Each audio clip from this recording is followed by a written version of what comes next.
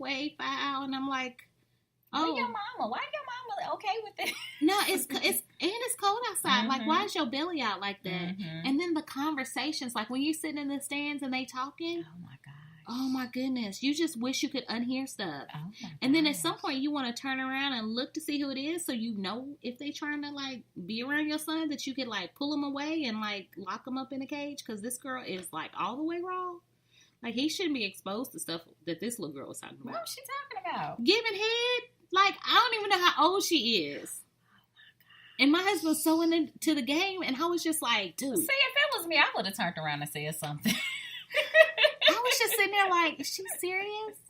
And she was like, yeah. And, you know, he asked me, did I was like, oh. That's who your son be DMing. Oh, girl. You know what? Don't make me go plug up that tablet when I get home. You might want to. Because you know he don't log out of it. He's not that right. He's not. Sometimes he does log out of it, but it ain't been plugged up in a while. The battery, what happens is the battery goes dead. He doesn't plug it up. And then I can plug it up and like stalk him pretty much. Because you have to know what your child's doing. Exactly. And I pretty much, once I see something bad, I just hand it to his daddy and just say, I need you to handle that. Because he's off the chain right now. These kids, these little girls the girls and the boys are bad. They on something different. But at least when we were growing up, we were taught to be like kind of meek and not. Yeah, like there was some fast ones, but it wasn't there were fast ones. Like, I feel like everybody, if you had a clique or whatever, it was always one hot girl, and my mama knew who the hot girl was, and she'd be like, you know, if you hanging out with the hot girl, people gonna think you hot. But like, to hear other people outside of our group, like, we were known as like the tight booty crew, because nobody was really doing anything outside of the one hot girl. The tight booty crew. Girl, have you seen the tight booty crew today? What kind of conversations was y'all having and all? Like, tight booty? That's what I was You told. a tight booty. Yeah. Y'all should get a shirt. You should all get a shirt in the next reunion that says "Tight Booty Crew" on the back, on the back of your booty. Like, let's just relive this. Oh my goodness! You can start a whole little marketing thing with the Tight Booty Crew. We probably could. That's the name of this podcast. It's the Tight Booty Crew. Yeah, because it makes me think that y'all not like a do not enter sign, because y'all wasn't doing no tight booty. Girl, yeah, that's but funny. I mean, and I'm sure your mom was like, you know, hey, you don't do this. Like, my mom always had the conversation, I don't want you to get serious with no little boys, because if you get serious with somebody, that's how you get pregnant. Like, have fun, enjoy yourself, date around, you know. Again, if you hanging out with the hot girl, that's how you're going to be perceived. So I was taught about perception like very early. I don't know if a lot of these parents talk to them about that. That's because a lot of the parents is out here doing their thing, and they ain't a part of the tight booty crew. Yeah. That's what's going on. Like, some of these parents are worse than the kids, and so they don't have that. They don't have that to look up to. Like, they don't have a parent that has boundaries. It's like, okay, don't do this, because everybody's trying to get something by any means necessary. So, back to Married to Medicine, because we are so off topic. Okay. So yes, that was Mariah, and then Heavenly and Mariah met at the church, because Mariah talked to the guy in the suit in the awkward rooms. In the awkward room, and she pretty much was like, you know, I'm ready to meet with her. I want to, you know, get a handle on this. So they met in a church, and I feel like it was a constructive conversation, and I like the fact that Heavenly pretty much acknowledged, I know I've apologized several times, but I'm going to show you that I'm serious about this. So I think it was a constructive conversation. I don't know how long it's going to last, but we'll see. I need her not to be cussing in the Lord's place. I know. Of worship. She is who she is. Don't be cussing in the place of worship. I mean, the Lord can hit her outside of the church or inside of the church. It's just so disrespectful. So disrespectful. I mean, she's just... Sometimes I be thinking it in church. I do. So... I do think things sometimes. Especially if my husband says something kind of left. Or if I see something kind of left, I'll be like, what the hell? What the hell she got? Did she wear that to church? What the hell? Exactly. Yeah. Yeah. So apparently there was a lady at church today that looked like Janelle Monáe, and some dude like tapped my husband, like, dang, she looked like Janelle Monáe. And I was looking at her like, dang, she sure do. And so my husband was just sitting there like, and like did this like little giggle or whatever. And then I tapped him, I said, you don't even know who that is, do you? He was like, I sure don't. I was thinking, Lord have mercy. Yeah, can we play trivia with music so he can, because he's so competitive. I need him to get his life together. You know, I would dominate that.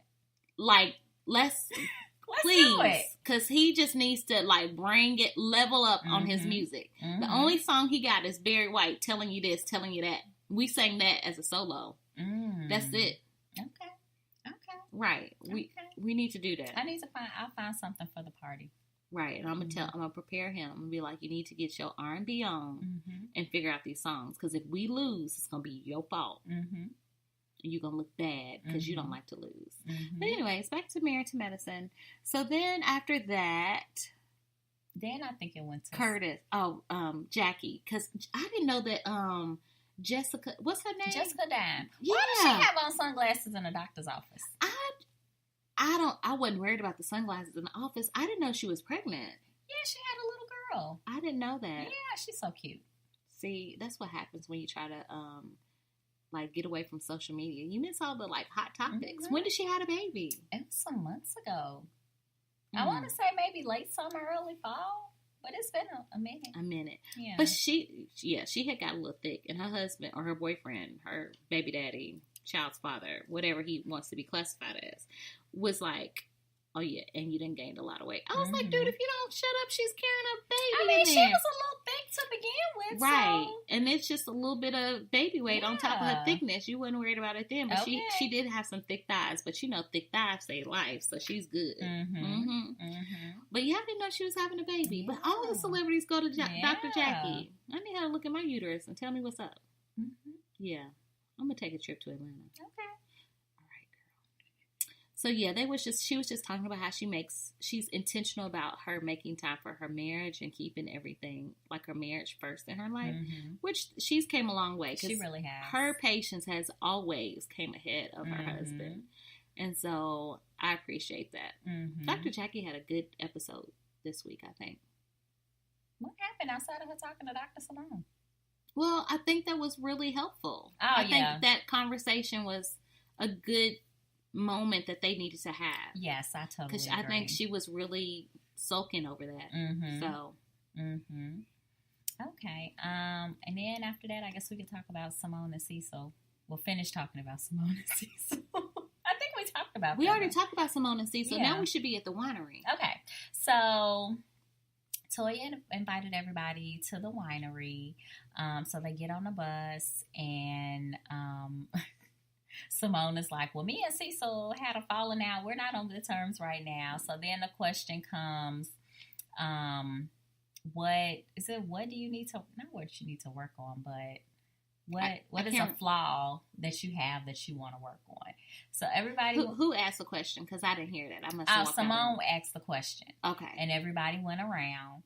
And I think Quad said, that she wanted to, I think, be more open-minded because once her mind is made up, like that's just what it is. It. And I kind of forget what everybody else said, but I remember Contessa saying that she, comes off very matter-of-fact, and she pretty much, tries to meet people where they are, but people can read it wrong because it's like, oh, okay, well, whatever, I've moved on.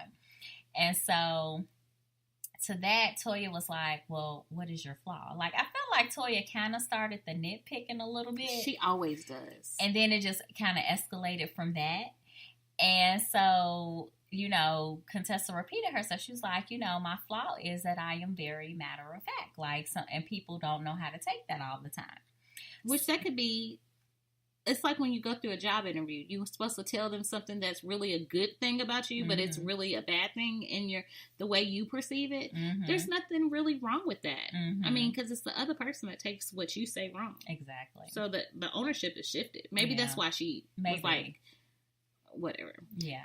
I'm not Team Toya right now.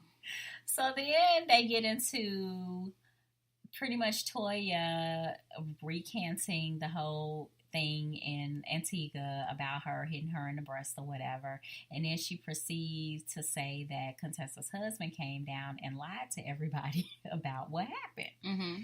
And so Contessa is like, my husband is not a liar. Like, do you know if you hit me with your elbow or your hand? Like, this is why I kind of think you did it on purpose. Right. And so Toya's like, I didn't do it on purpose. You know, they went back and forth about that. So Contessa then goes on to say, like, you can't be sitting up here calling my husband a liar. Like, I would choke, you know, that's reasons to choke a bitch. She was ready to go. Yeah. Don't be messing with her. She done been to the military. You will die real quick. You won't feel nothing. Nothing. It'll be real quick. Your body drop. Don't play with her. And she a doctor? Yeah. So Toya then gets up, you know, like they was about to do something. And she wasn't backing down either. She tried to pull her car thinking she was going to be like, oh, no, don't hit me. No, she was ready to go. Yeah. I got some new boobies and I'm about to show you how this is going to work. Yes. And so Contessa got up and they was about to go at it and everybody sat down. And Contessa was like, what she say? I eat people for you for breakfast. She was like, I eat people like you for breakfast. I was like, she said it like so straight face. It wasn't like she was mad. She was like, no, you a fly. She said it very matter of factish once again. Mm-hmm. And I was like, oh, okay. She ain't playing. No. Don't be playing with her. No. Don't play with her. Don't play with her husband. Don't play with her kid. Yep. Don't play with her family. Mm-hmm. Period. So Toya I don't know what's wrong with that girl. She needs some business. And then I'm like, y'all agreed to let it go. Why do you keep rehashing it? Stop talking about it. You know? Both of y'all, really. But I feel like Contessa didn't come in talking about it. I feel like Toya kind of started the dig. And then it just went left from there. So she still heard about it, obviously. Mm-hmm. But, like, at what point... Listen to the article, Toya. That applies for friendships, too. Yes. At what point do you let it go? Exactly. Like, let it go, move on. You can agree to disagree. You don't got to talk to her. You don't got to talk about the events. Just let it go. Yep. It is what it is. Mm-hmm. Keep it moving. Yes. So, yeah. So then they got off the little boat. They went and did some... the bus. Oh, yeah, that's what I mean. The bus, the boat, whatever. We still got them in Antigua. I know, right? So they got off the bus, and then they went to do their little wine tasting or whatever. And Dr. Simone was trying to... Was it Simona Heavenly that was trying to make her drink, Dr. Jackie drink, and she didn't want to drink because you need to keep them ladies in order. I forgot who it was. I think. Anyway, she dumped that wine out. I thought that was hilarious. She was like, I don't want this. I got to keep this together. Right. Because they was like, you know, acting up. They was ready to act a fool. Mm-hmm. You can't go to nice, classy places and act like you don't have no home training. Yeah. Or as Eugene says, you can't be going in there acting like niggas. As Eugene says. And he got caught a lot of controversy. He did. That. However, don't be acting a fool. Yes. In the words of Tanisha. Mm-hmm. Just saying. So, therefore, she was trying to keep them straight. And, oh, Jesus. She kind of kept them straight. For the most part. Yeah, until they were sitting at the table. I think they were at lunch at this point. Yes. And that, for me, I don't know. I, giggled about that all day yesterday. I could not stop giggling when she just came out of the blue. It was like a peaceful moment. Just peaceful. And she was like... She said it like my eyes. I just rolled my eyes like, girl. I didn't roll my eyes. I was just like, what in the world? Why did she come so late? Like, it would have been better suited for her to take that jab on the bus. Even though the jab wasn't even a good jab. Who jabbed somebody with a BMI? She's a doctor. To me, that is not a good jab. It was funny as hell to me. Because she said her BMI, she was like, why you always worried about your husband and his, but wait, you and him's BMI is kind of close. And I'm thinking, whoa, really? You just said my BMI is... Really? That's what you gonna say? Like, that is not a clapback. To me it is. It's a very matter-of-fact clapback that was hilarious because I be checking my BMI.